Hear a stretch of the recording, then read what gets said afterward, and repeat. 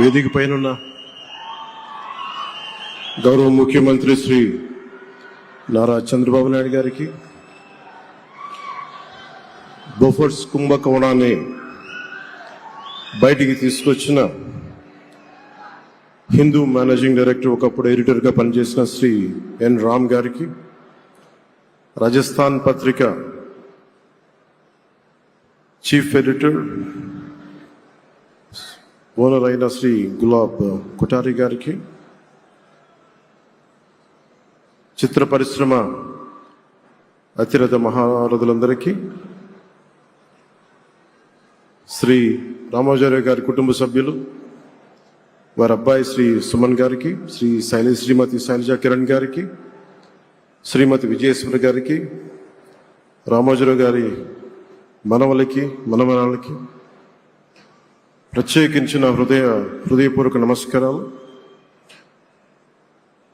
ముఖ్యంగా ఆయనతో పాటు వెన్నంటే ఉన్న ఆయన ఈనాడు పత్రికా కుటుంబానికి, జర్నలిస్ట్ కుటుంబానికి, వారందరికీ కూడా నా ప్రత్యేక హృదయపూర్వక నమస్కారం. రామోజీరావు గారి గురించి అందరూ చెప్పిన దానికంటే కూడా నా పర్స్పెక్టివ్లో, నా అనుభవంలో నేను చూసిన రామోజీరావు గారిని మీ కొద్ది సంఘటనలు పంచుకుంటాం. రామోజీరావు గారు నాకు సినిమాలు ఉన్నా కానీ నాకు పరిచయం లేదు. ముందు షూటింగ్ ఆయన స్టూడియోస్లో చేసినా కానీ ఫస్ట్ టైం పాలిటిక్స్కి ఎంటర్ అయిన తర్వాత 2008లో ఆ సమయంలో ఆయన కలవటం జరిగింది. ఆయన మాట్లాడిన విధానం చాలా నిక్కచ్చిగా, ప్రజల పక్షపాతాన్ని. ఆయన మాట్లాడుతున్నంతసేపు నాకు మైండ్లో ఒకటి అనిపించింది, మనసులో జర్నలిస్టిక్ వాల్యూస్ని కాపాడటానికే ఆయన ఉన్నారు. ప్రజాక్షేమం, ప్రజా సంక్షేమం, ఈ పర్స్పెక్టివ్లోనే, ఈ కోణంలోనే ఆ చర్చ జరిగింది. నన్ను ఒకే ఒకసారి ఆయన 2019లో ఒక లంచ్కి ఆహ్వానించిన వారి కుటుంబ సభ్యులతోటి. ఆ రోజు ఆయన మాట్లాడింది దేశ పరిస్థితులు, ముఖ్యంగా పత్రికా స్వేచ్ఛ గురించి, పత్రికా రంగం ఎంత కీలకమైంది. ఆయన ఎప్పుడూ కాంప్రమైజ్ అవ్వలేదు. ఒక విషయం చెప్పాలి అంటే అది తనకు తెలిసిన వారు అవ్వచ్చు, తన సన్నిహితులు అవ్వచ్చు, స్నేహితులు అవ్వచ్చు, కుటుంబ సభ్యులు అవ్వచ్చు, జనం కోసం వచ్చేటప్పటికి నిష్పక్షపాతంగా, చాలా నిర్దాక్షిణ్యంగా ఉంటుంది ఆయన ఆలోచన పరిధి. అదే ఆయన ఈనాడు పేపర్లో రిఫ్లెక్ట్ అవుతుంది. నేను చాలాసార్లు అనుకునేవాడిని, ఒక వ్యక్తికి ఇంత, ఆయన ఆ రోజు లంచ్ తర్వాత కూర్చున్నప్పుడు ఆయన మాట్లాడుతుంటే ఆయన వేదనని నేను చూశాను. ఆయన నలిగిపోతున్నారు. నిజంగా పత్రికా స్వేచ్ఛ ఎంత అవసరం దేశానికి, ప్రజాస్వామ్యానికి ఎంత కీలకమైంది, అది ఆయన చెప్తుంటే ఆయన ఆవేదన నాకు అర్థమైంది. అలాంటి వ్యక్తి మీద ఎన్ని రకాల ఇబ్బందులు పెట్టారో మనందరికీ తెలుసు.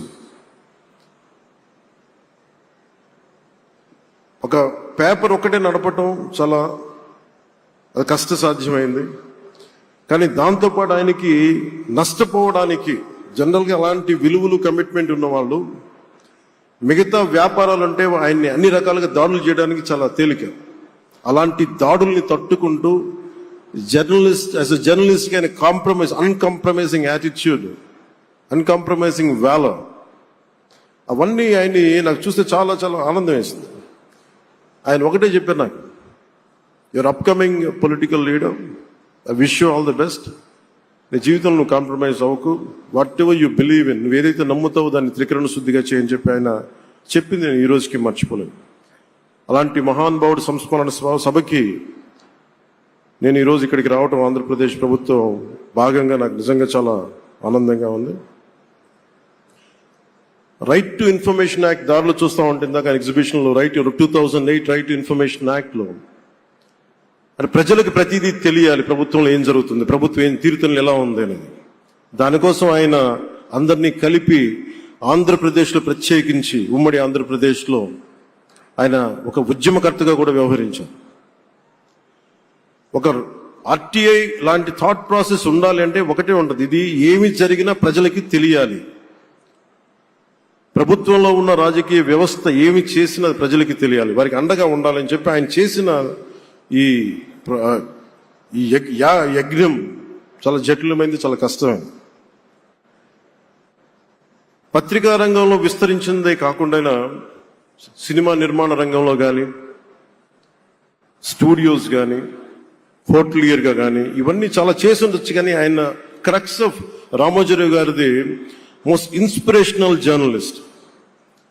ఇందాక కొల్లూరు పార్థసారథి గారు చెప్పిన, ఇందాక అమరావతి నుంచి నాయా ఎమ్మెల్యే గారు మాట్లాడినా కానీ, పార్థసారథి గారు చెప్పినా కానీ ఆయనకి ఖచ్చితంగా ఒక విగ్రహం పెట్టాలని. ఎందుకంటే జర్నలిస్ట్ విలువల్ని కాపాడి ఆయన ఎందుకు ఇన్స్పిరేషన్ అంటే ఎన్ని కష్ట నష్టాలు వచ్చినా, ఒక జర్నలిస్ట్ గా ఉండటం వేరు, ఒక పత్రికాధిపతిగా ఉండి అన్ని ఒడిదుడుకులు ఎదుర్కొని ఆయన కుటుంబాన్నంతా బెదిరించినా కానీ, ఏమి చేసినా కానీ జనరల్గా కుటుంబ సభ్యులు కష్టం వస్తే నలిగిపోతాం. కానీ అది కూడా దాటుకొని నేను నా జర్నలిస్ట్ వాల్యూస్ నేను కాంప్రమైజ్ అవును, ఏదైతే జరగనని చెప్పి ఆయన కూర్చోబెట్టి at the cost of his family members also he vent ahead and uphold the journalistic values. వారికి దానికి చాలా చాలా సాహసంగా నాకు చాలా ఆనందం వేసింది. ఆయన ఆఖరిలో ఎలక్షన్ రిజల్ట్స్ వస్తాయి, ఎప్పుడు వస్తాయి వీటన్నిటి అనుకున్న టైంలో నేను ఒకటి అనుకున్నాను, ఆయన ఆరోగ్యం క్షీణిస్తూ ఉంది, బాగుండు, ఆయన ఈ విజయ వార్త వింటారా లేదా అనేది నేను ఒకటి ఆలోచిస్తూ ఉన్నాను. సో నేను శ్రీమతి శైలజా కిరణ్ గారిని, సుమన్ గారిని, శ్రీమతి విజయశ్రీ గారిని అడిగినప్పుడు నేను ఒకటి అడిగాను, ఆయన విన్నారా అండి, ఆయనకి మాటలు వినిపించినాయా?